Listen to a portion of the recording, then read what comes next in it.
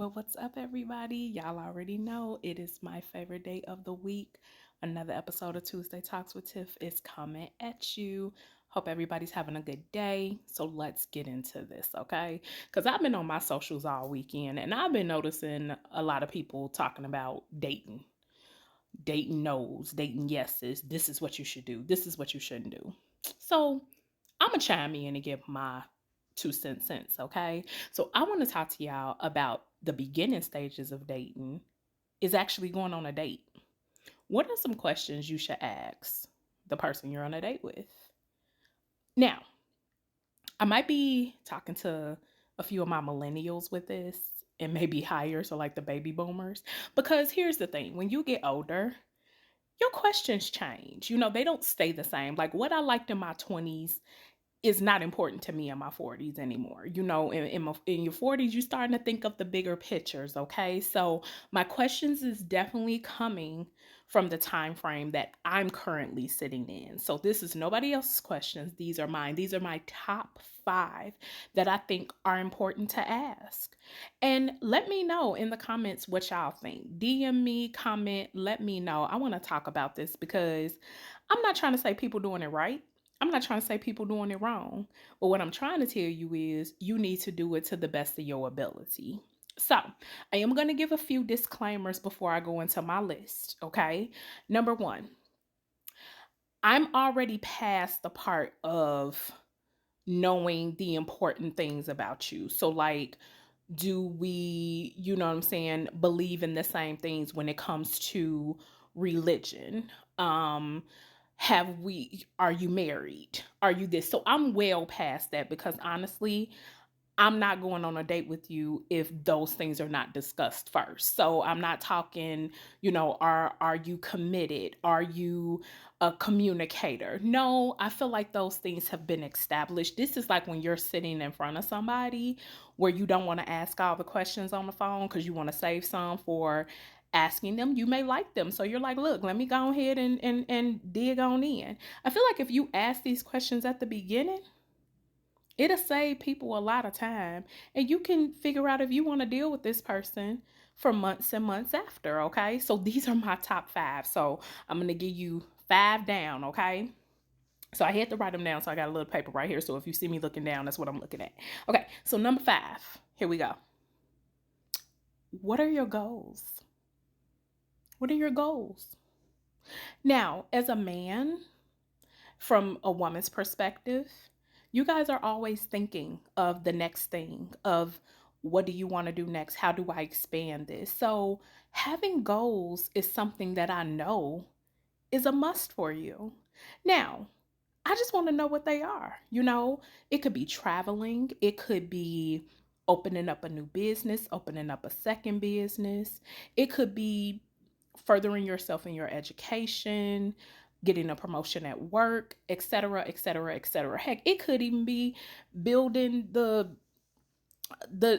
man shed that you want in the backyard. I just want to talk. What's your goals? I want to hear a man talk and have imagination, realistic imagination, not nothing frivolous. But let me know what your goals are. That's my number 5. Number 4. This might be a little difficult to ask because some questions you'd be like, no, I'm gonna wait a little bit. But now sometimes you gotta know, okay? What's your my chart looking like? Do you get tested regularly? Look, we ain't got time for these things. What is your my chart looking like? Because I need to know. People walking around here doing a lot of different things and people's pH balances ain't being knocked off just from soap alone. We is not crazy. We is in our older years and these things are still happening. So these are things that people need to know. Are you getting your checkups regularly? Are you getting your tests done regularly? I ain't got to necessarily see my chart, but at least I know you got one. So what that my chart looking like? That's number 4. I think that's important to know. Number 3, are you responsible with money? Ooh, sounds like a gold digger, right? No, this ain't got nothing to do with gold digging. What this has to do is if I'm looking to date you for future and for further, are you responsible with money? those are things we might need to discuss. Like, can you go buy a car today? Can you go buy a house today? Can you get a credit card today?